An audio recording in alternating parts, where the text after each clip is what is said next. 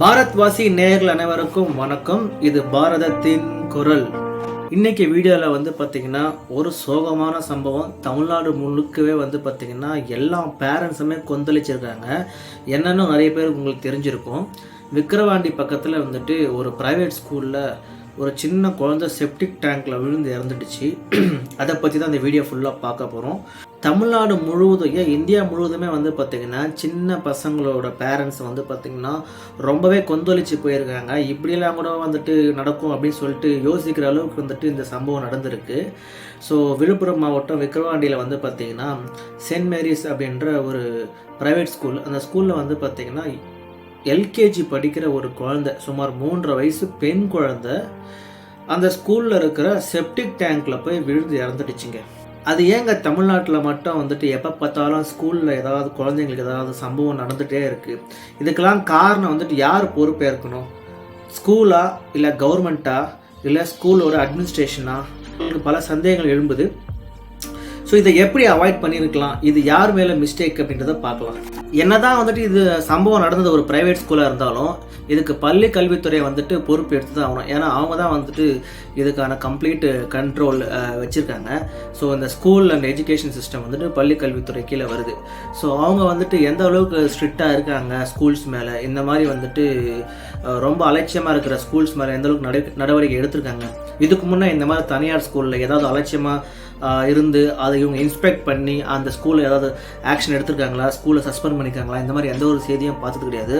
எப்பவுமே ஏதாவது ஒரு இடத்துல ஏதாவது சம்பவம் நடக்கும், ஒரு குழந்தை இறந்துருவாங்க, ஏதாவது நடக்கும், அதுக்கப்புறம் தான் அது மேலே ஆக்ஷனே நடக்கும். இதெல்லாம் வரத்துக்கு முன்னாலே இந்த மாதிரி இந்த ஸ்கூல்ஸில் நாங்கள் இன்ஸ்பெக்ட் பண்ணோம், இதெல்லாம் பசங்களுக்கு சேஃப்டி ப்ரிகாஷன்ஸ் எல்லாம் இவங்க ஃபாலோ பண்ணல, அதனால் இந்த ஸ்கூல் நாங்கள் சஸ்பெண்ட் பண்ணோம் அப்படின்ற மாதிரி எந்த ஒரு செய்தியுமே இதுக்கு நம்ம பார்த்தது கிடையாது. இது தமிழ்நாடோட கடந்த கால வரலாறு. ஸோ இந்த ஸ்கூல்ஸ் எல்லாம் பார்த்தீங்கன்னா ஃபாரின் லெவலுக்கு பக்காவாக எல்லா சேஃப்டி அண்ட் ஸ்டாண்டர்ட்ஸ், எஜுகேஷன்ன்றது செகண்டரிங்க. எஜுகேஷனை தாண்டி பசங்களுக்கு பார்த்தீங்கன்னா சின்ன பசங்களுக்கு அவங்க அந்த அளவுக்கு விழிப்புணர்வுலாம் இருக்காது. எது சேஃபாக இருக்கும், எந்த இடம் சேஃபாக இல்லை, இதெல்லாம் தெரியாது. ஸோ அப்போ சேஃப்டி அண்ட் ஸ்டாண்டர்ட்ஸை ஸ்கூல் ரொம்ப ப்ரையாரிட்டைஸ் பண்ணணும். அதெல்லாம் நம்ம நாட்டில் பண்ணுறாங்கன்னு கேட்டால் ஒரு பெரிய கொஸ்டின் மார்க் தாங்க. இன்றைக்கி பார்த்தீங்கன்னா நிறைய மிடில் கிளாஸ் ஃபேமிலியில் நிறைய பெற்றோர் பேரண்ட்ஸ்லாம் பார்த்தீங்கன்னா கஷ்டப்பட்டு எப்படியாச்சும் என் குழந்தைய நான் ப்ரைவேட் ஸ்கூலில் சேர்க்கணுன்றது ப்ரையாரிட்டைஸ் பண்ணுறாங்க. கவர்மெண்ட் ஸ்கூலில் இந்த மாதிரி ஃபெசிலிட்டிஸ்லாம் ரொம்ப கம்மியாக இருக்குன்னு தான் அவங்க ப்ரைவேட் ஸ்கூல்லேயே சேர்க்குறாங்க. ஆனால் ப்ரைவேட் ஸ்கூல்லேயே இந்த மாதிரி சேஃப்டி அண்ட் ப்ரிகாஷன்ஸ்லாம் ஃபாலோ பண்ணலாம். அப்போ இதெல்லாம் யார் பொறுப்பேற்றுக்க முடியும்? ஒவ்வொரு பேரண்ட்டுக்கும் பார்த்தீங்கன்னா அப்படியே ரத்தம் கொதிக்குங்க. நானும் ஒரு பேரண்ட் தான். எனக்கும் ஒரு 3 வயசில் பொண்ணு இருக்குது. ப்ளஸ் என்னோட பையனை யூகேஜி படிக்கிறாங்க. ஸோ இப்போ நான் ஒரு ஸ்கூலுக்கு போய் சேர்க்குறேன்னா அந்த ஸ்கூலில் இந்த மாதிரி சேஃப்டி அண்ட் ஸ்டாண்டர்ட்ஸ் இருக்கா அப்படின்ற ஒரு கொஸ்டின் ரைஸ் ஆகுதுங்க. அந்த குழந்தையோட பெரியம்மா அந்த பாப்பாவை கூட்டிகிட்டு வர போயிருக்காங்க. ஸோ அவங்க பெரியம்மா தான் குழந்தைய கூட்டின்னு போகிறது இந்த மாதிரி எல்லா விஷயங்களும் பார்த்துக்கிறாங்க. ஏன்னா அவங்களோட இன்னொரு பொண்ணு அந்த ஸ்கூல்லேயே படிக்கிறாங்க. இவங்க பார்த்தீங்கன்னா 3 மணிக்கு வழக்கம் போல் குழந்தைய காலையில் விட்டு ஆஃப்டர்நூன் ஈவினிங் குழந்தைய பிக்கப் பண்ண போயிருக்காங்க. அப்போ அவங்களுக்கு மெசேஜ் வந்திருக்கு, அவங்க பெரியம்மாவுக்கு மெசேஜ் வந்திருக்கு, உங்கள் பசங்க சீக்கிரம் கூப்பிட்டு போயிடுங்கன்னு சொல்லிட்டு. ஆனால் அந்த குழந்தையோட பேரண்ட்டுக்கு மெசேஜ் வரவே இல்லை. இவங்களுக்கு ஒரு சந்தேகம். அவங்க கிட்ட போயிட்டு விசாரிக்கும் போது ஏதோ ஒரு குழந்தை செப்டிக் டேங்க்கில் விழுந்துருச்சா, ஸோ அதனால் நிறைய பேரை சீக்கிரம் போக சொல்லிட்டாங்க அப்படின்னு சொல்கிறாங்க. ஆனால் அங்கே போனதுக்கப்புறம் இவங்களுக்கு பெரிய ஒரு ஷாக்குங்க. இவங்க போயிட்டு கேஷுவலாக அவங்க கிளாஸ் மிஸ் கிட்ட போய் கேட்குறாங்க, அந்த பாப்பா பேர் சொல்லி கூப்பிட்றாங்களாம். அந்த பாப்பா 2 வாட்டி பேர் சொல்லி கூப்பிட்றாங்க. பாப்பா இல்லைன்னு சொல்லிட்டு அந்த பாப்பா இறந்து போயிடுச்சு, இல்லை அந்த பாப்பா செப்டிக் டேங்க்ல விழுந்துச்சுன்னு ஆல்ரெடி அந்த மிஸ்ஸுக்கு தெரியும். அப்படி இருந்தும் அந்த பாப்பாவை பேர் சொல்லி அவங்க முன்னாடி அந்த மாதிரி ஒரு ஆக்டிங் மாதிரி பண்ணியிருக்காங்க. அது தேவையற்ற ஒரு விஷயம்.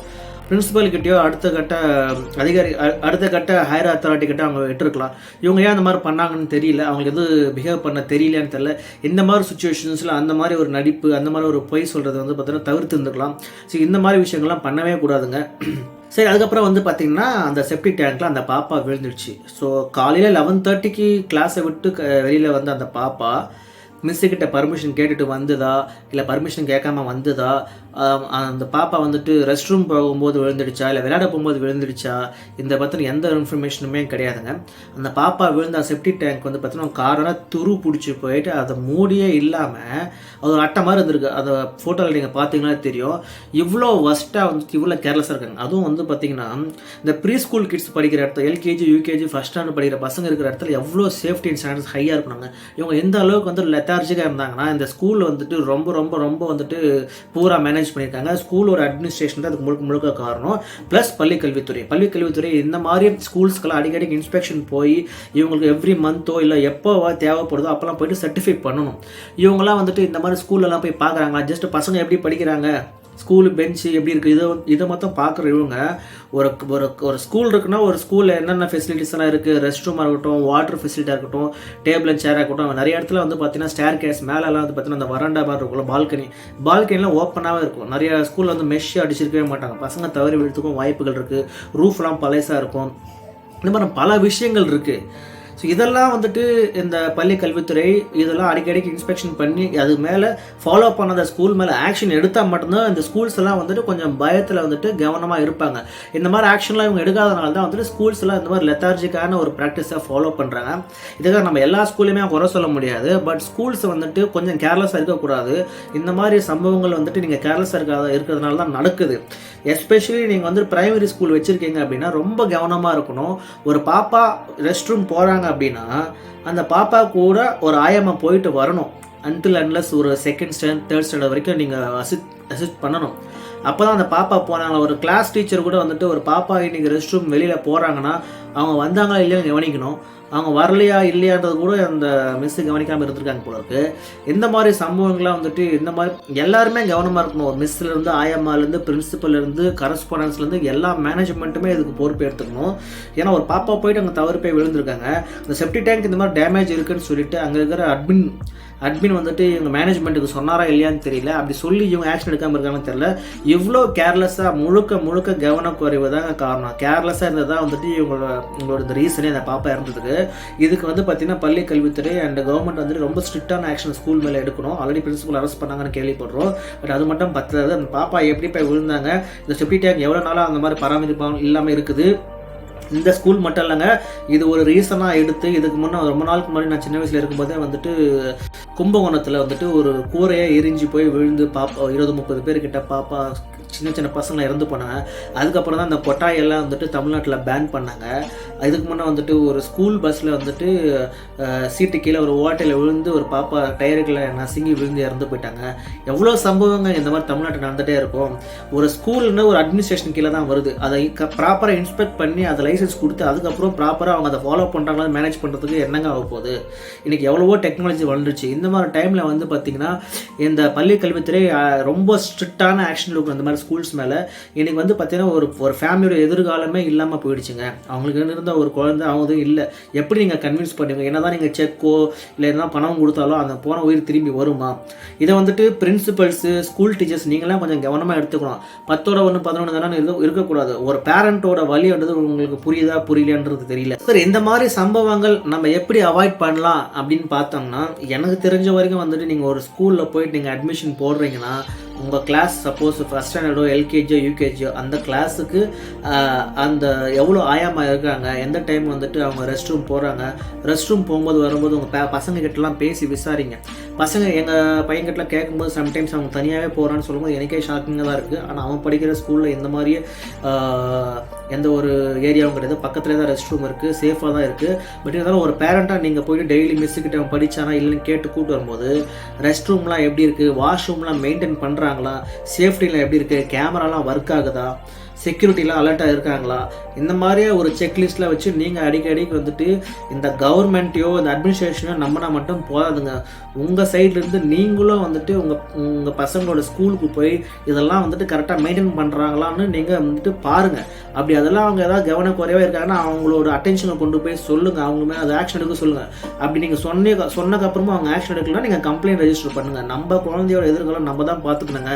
என்ன தான் வந்துட்டு அவங்க பார்த்துக்கணும்னு சொன்னால் கூட நம்ம கொஞ்சம் சேஃபாக இருக்க வேண்டிய சுச்சுவேஷன் இருக்குது.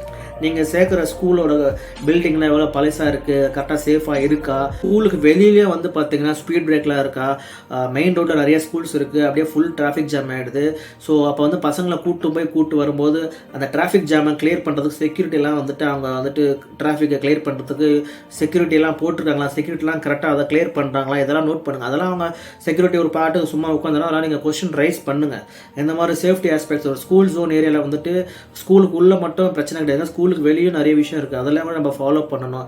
வருஷம் வருஷம் வந்துட்டு ஃபீஸ் மட்டும் கரெக்டாக கேட்டு வாங்குகிற ஸ்கூல் மேனேஜ்மெண்ட்டுக்கு நம்மளும் இந்த மாதிரி விஷயங்கள்லாம் பேரண்ட் மீட்டிங்கில் கலந்துட்டு இதெல்லாம் உங்களோட கொஸ்டினை நீங்கள் ரைஸ் பண்ணலாம்.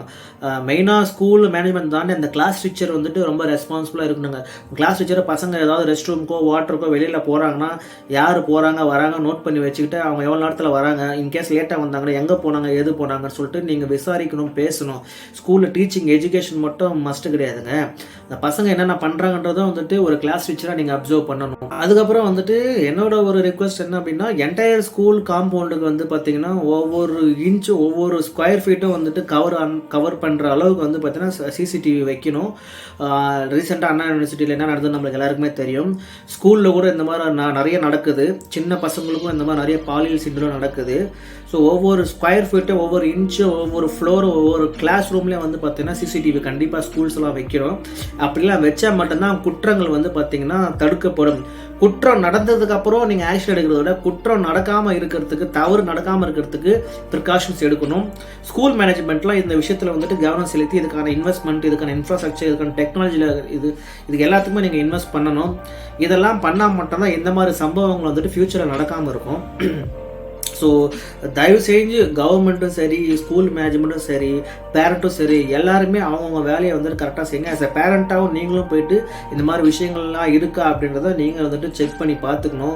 அவங்க போகிற வர வழியில் வந்து பார்த்தீங்கன்னா ரெய்னி சீசனாக இருக்கட்டும், அதாவது கேட்ச் ஹோல்ஸ் இருக்கா, அங்கே போகிற ஸ்கூலுக்குள்ளே நடந்தால்தான் தான் இது பெரிய நியூஸ் ஆச்சு. ஸ்கூலுக்கு வெளியில் ஏதாவது ஒரு ட்ரைனேஜுக்குள்ளே ஒரு பாப்பா விழுந்திருந்தால் இவ்வளோ பெரிய நியூஸ் ஆகிருக்குமா, யார் பொறுப்பு, அந்த மாதிரி நிறைய விஷயங்கள் போகிற வழியில் கூட வந்து நடந்து போயிட்டு வரலாம் இருக்கும்.